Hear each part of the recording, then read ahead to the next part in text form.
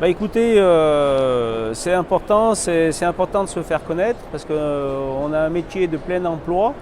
On a des besoins sur les 5 ans à venir qui sont très énormes et notre métier est un peu méconnu des mondes de l'éducation et des parents. Donc c'est important d'être là et d'être représenté. La maintenance matérielle, il y a tout ce qui est matériel agricole, tracteur, culture, tous les matériels qui vont pour la culture maraîchère, céréalière, élevage. Il y a le travaux publics qui est représenté derrière, les métiers de grutier, tous les métiers liés un peu au BTP également, on représente sur ce salon, quoi. Ben, les formations préconisées, nous en tant que concessionnaire et en étant sur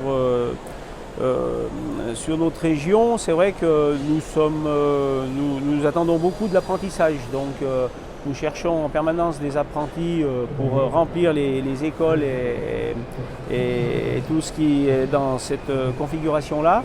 Mais par contre aussi, il y a les filières d'éducation nationale, BTS et tout ce qui est lié à l'éducation nationale.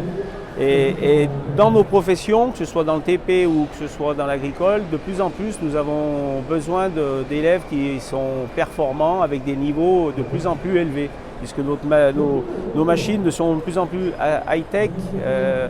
On a du GPS, on a de l'électronique, et c'est vrai que nous avons besoin d'un niveau de plus en plus élevé. C'est ce que je vous dis. C'est sûr que tout ce qui est agricole, on a du guidage par GPS. Dans nos tracteurs, nous avons des boîtiers électroniques pour piloter, aider, faire une aide à la conduite. La technologie des semis, toute la technologie va dans ce sens-là. Et c'est vrai que le numérique est très important. Et le développement futur va aller en plus dans ce sens-là. Du fait d'un appauvrissement de la main-d'œuvre dans le milieu agricole, forcément, on le remplace par des machines qui sont de plus en plus high-tech.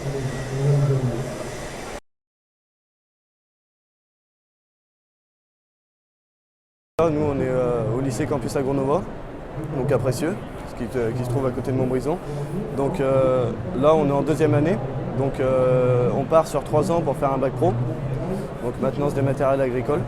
Donc là on est en deuxième année, donc on est en première. Donc on a l'épreuve de CAP qui se termine à la fin de la deuxième année. Et après on poursuit sur l'année prochaine. On passe le bac pro donc à la fin. Après notre bac, donc, on peut faire un BTS dans la suite de la mécanique agricole, donc des 3 ans. On a un BTS à disposition au lycée, donc, qui est le BTS GDOA, Génie des équipements agricoles, donc, qui est sur 2 ans. Et après ce BTS, on peut faire une licence. Donc les licences souvent c'est sur 2 ans aussi. Et donc après on peut faire des écoles d'ingé, enfin voilà. Parce qu'il y a beaucoup de débouchés pour plus tard. C'est beaucoup recherché, que ce soit en Europe ou dans d'autres parties de la Terre. L'agricole ne s'arrête pas qu'en France. Quoi dire de plus?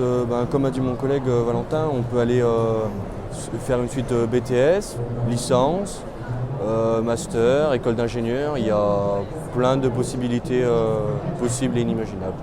Nous, dans notre lycée, c'est un parcours scolaire qui reste. Alors, on a 21 semaines de stage, 7 semaines en seconde, 7 semaines en première et 6 semaines en terminale. Du coup, là, c'est vachement bien. Moi, on apprend plein de choses en stage qu'on n'apprend pas à l'école. Des façons de travailler, des pratiques de travail différentes. C'est vachement bien, vachement intéressant. Après, certains lycées de la région ou n'importe où font en alternance. Du coup, là, c'est recherche de patron, il n'y a pas les vacances, c'est plus compliqué. Après, il y a les rémunérations, mais après, c'est un choix.